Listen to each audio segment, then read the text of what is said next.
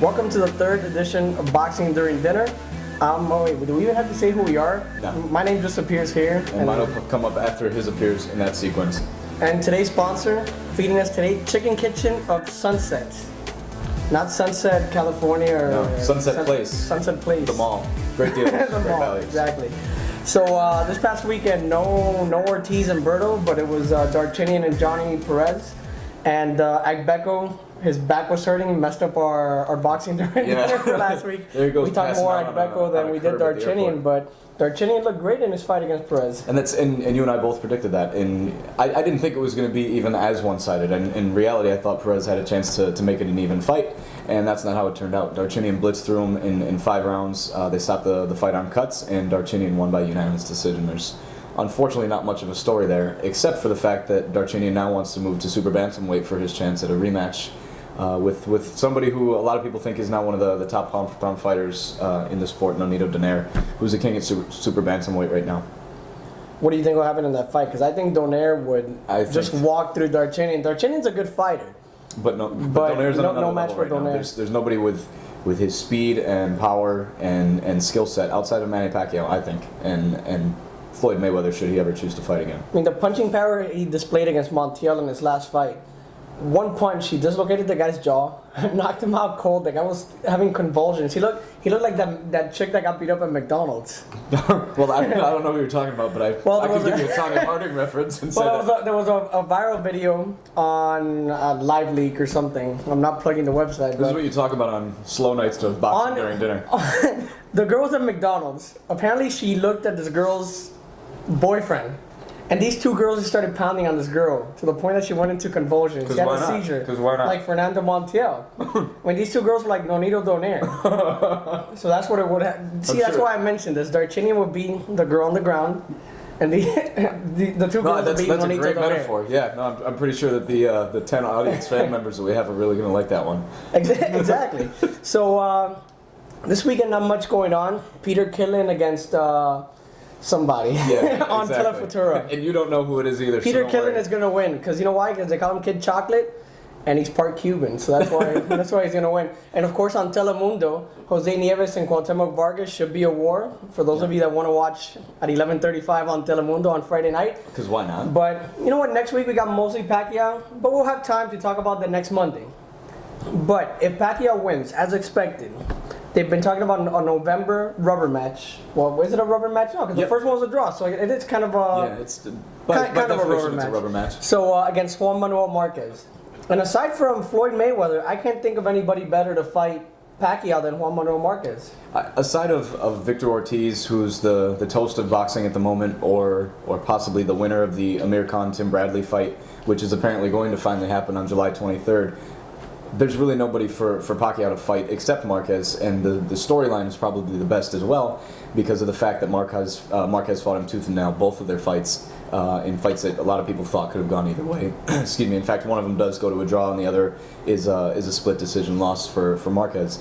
But unfortunately, I just don't think that Marquez, especially at this age, by the time November comes around, we're talking about a 38-year-old Juan Manuel Marquez who not only has fought all of his fights most recently, with the exception of the Mayweather bout at 135, and Pacquiao, who has said consistently that he's not going below 147 in that division.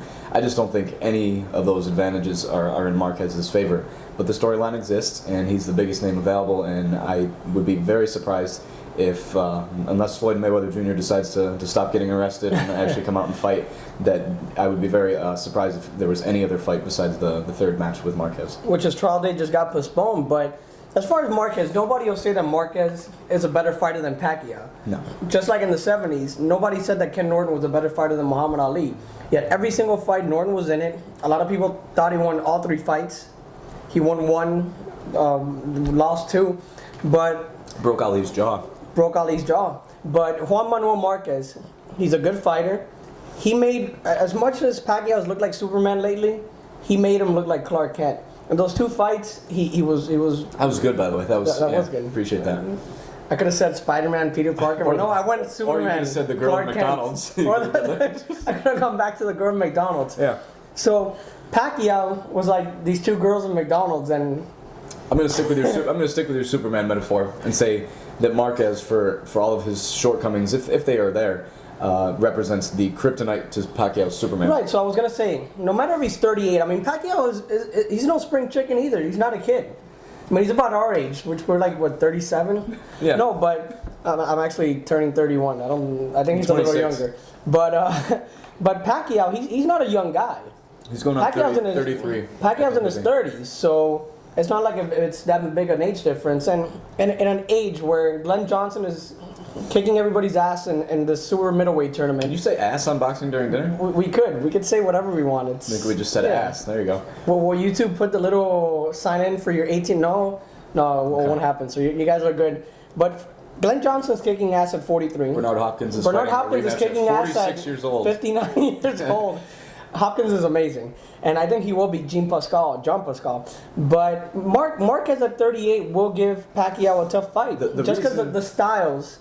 The styles make a fight, and Marquez has the perfect style to make Pacquiao look, like I said, human. It's the same reason I think Mayweather beats Pacquiao if they ever face each other, is because, and Marquez is, the reason he's going to continue to have longevity, which is unique for people in the 135-pound division, is because those guys go through so many wars. But Marquez is a precision puncher who just times his shots beautifully. He's not a fast guy. He's not particularly strong, but he's durable. He times his punches well, and he figures out his opponents as the match goes on. And that has always been Pacquiao's, perhaps his Achilles heel, is the fact that he has one speed and it's go. And just much like Charlie Sheen in that nature, except minus the hallucinogenics and things of that nature. And he got done by the porn star. Right. Which is not winning. So, but it'll be interesting to see, in a third bout what happens. But I think it's about time somebody steps in with Pacquiao and makes a competitive fight. And if for nothing else, maybe Marquez represents that opportunity. And we actually received a Twitter question. About time. At Boxing, Right. at Box During Dinner, not Boxing During Dinner, at Box During Dinner on Twitter. They asked about Tom Zbikowski, what we think about him, and what two NFL players would we like to see as boxers. Well, it's interesting that you would talk about that. For starters, to answer the first part of the question, I think Zbikowski was a standout amateur who probably overpowered some overmatched competition at Notre Dame. I think you've seen his vulnerabilities at heavyweight. There's been talk that he's going to fight at cruiserweight ultimately, which I think is better suited for his frame to come in probably around 195 or just under 200 pounds. But the truth of the matter is that Zbikowski needs to be matched very carefully for quite a while. Even though he's training under Emmanuel Stewart and he's going to get some good skill sets from him, Zbikowski to me is not the kind of guy who's going to go into the light heavyweights and cruiserweights. Anybody else, if you were to throw him in with a Steve Cunningham, I think he'd just absolutely get murdered. But to answer the second part of the question, and this one was a Twitter feud not too long ago, was Chad Ochocinco challenging Zbikowski to a fight. I would like to see that fight. And to me, I would absolutely pay to see that. You could see Ochocinco maybe coming up in weight a little bit, who I believe typically weighs around 185, 190, and Zbikowski drops a few pounds. And I've never seen him fight, but I got to put my money on Ochocinco. I would love to see Ray Lewis go to heavyweight and fight one of the Klitschko's. And remember, the last time Ray Lewis got into a fight, 2 people ended up dead. This is true. So the Klitschko's might die in that fight. But Ray Lewis, he's so charismatic. He's an animal. He's a beast. That guy would have been heavyweight champion at any time of his career. Which, speaking of the Klitschko's, Let's go there. Vitaly against Tomas Adamek.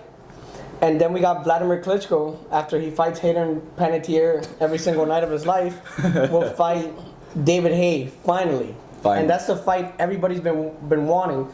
But let me ask you a question.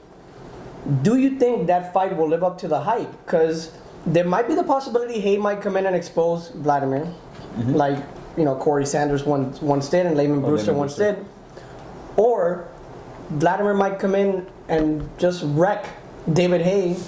Because David Haye's chin isn't all that great. And neither is Klitschko's. And I think the reason this fight is exciting to a lot of people is, and the odds-on favorite is going to be Vladimir regardless. But he keeps people at the end of his jab. They call him Dr. Steelhammer.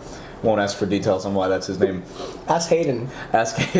But it'll be interesting to see. She calls them heroes. She calls them heroes. Okay. Well, we'll keep going with the boxing because that's what we're here for.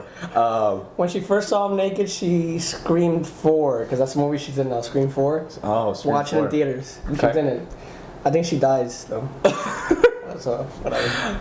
This is a new territory for Boxing During Dinner. Everybody, all 10 of you out there watching tonight. David Haye 35. possesses one quality. 35. David Haye possesses one quality that I think makes him the perfect foil to Vladimir Klitschko, and that's speed. That's what you saw with Corey Sanders and Lehman Brewster, that Klitschko does not respond well to fast fighters. Eddie Chambers is not really a fast fighter, even though that's his nickname, because there was nothing else to give him. And David Haye has speed and power. He's not the fighter that Klitschko is, but it'll be... I think that Klitschko just keeps him at the end of a jab, tires him out, and he does have power. You know that Emmanuel Stewart pushes him to go for the knockout because that's what's exciting to fans. And ultimately, I think Klitschko's gonna take that fight. You're gonna see an exciting fighter in Klitschko in a way that I don't think you've seen him motivated before. I think he'll win that fight too. But the sad part is that Haye Klitschko and Adamek against Vitaly Klitschko that's it. After that, there's no other fight I'm looking forward to. The other day, I looked at the rankings for heavyweights, and Does that seem Rockman on anybody's list I took still? Paxil, Prozac, Lexapro. I took an Ambien to go to sleep, A Xanax and a couple of silver bullets. hoping it was a dream. The heavyweight division sucks. It's the worst I've ever seen it. I mean, Chris Ariola's still a contender. Samuel Peter, who just got knocked out, is still in the By top a no 15 name. by Fight News. It's just sad. I mean, is it just that these guys that we grew up watching, like the Tysons and the Holyfields, are just playing NFL or NBA? That's the thinking, and that's why it's actually... Or even MMA. I mean, it's a popular that's a sport. big part of it as well. There's a lot of good guys in that sport. Even here in South Florida, there's a new trend of a lot of heavyweight trainers specifically in the Broward County area who are taking former college football players, big mean guys who never panned out and became professionals, and are trying to give them the skill set to become boxers. And you look at a lot of guys like Brandon Jacobs in the NFL, who was a heavy, strong contender as an amateur boxer, but saw that there was more money to be made in football. Now the opposite end is Brandon Jacobs made it to the NFL. There's a lot of guys who have those dreams who just don't end up cutting it in that sport. And I think ultimately those are the kind of guys with the type of athleticism, the type of skill set to become boxers. But it's just not happening. It only seems to be happening in that division, because I was in Oxnard, California at Robert Garcia's gym. He has 125 kids coming to that gym to fight every single day. Yeah, because five pounds or 130-pound Filipino kids are not going to be playing in the NFL anytime soon. Or 130-pound Mexicans, they're not going to be fighting, at heavyweight, or like you said, playing in the NFL.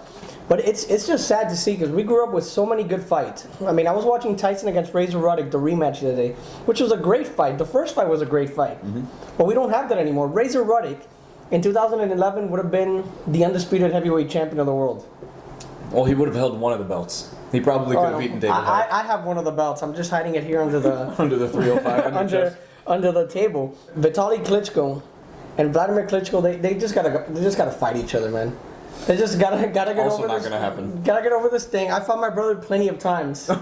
I fought my sister too, but I always ended up winning that fight. I was gonna say that your little sister probably kicked your ass every time you guys fought. I had a size advantage. Marked.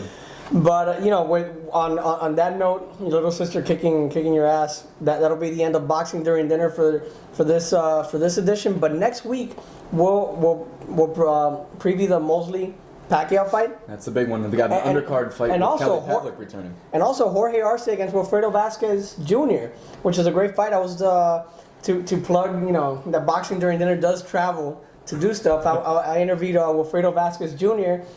You're not going to see the interview, but I'll tell you what he did tell me, which he fights for his daughter. That's all I'm going to say. He fights for the love of his daughter. I fight. good dad.